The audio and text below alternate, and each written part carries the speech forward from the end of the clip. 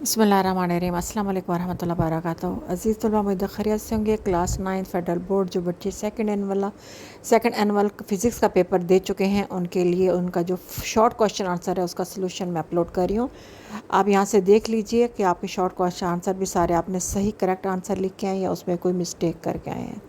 पूरी वीडियो गौर से देखिए। तमाम शॉर्ट क्वेश्चन जो है ना उनके आंसर मैंने अपलोड कर रही हूँ। इसको अच्छी तरह देखिए और फ़ायदा उठाइए। अगर वीडियो अच्छी लगे तो शेयर कीजिए और लाइक कीजिए।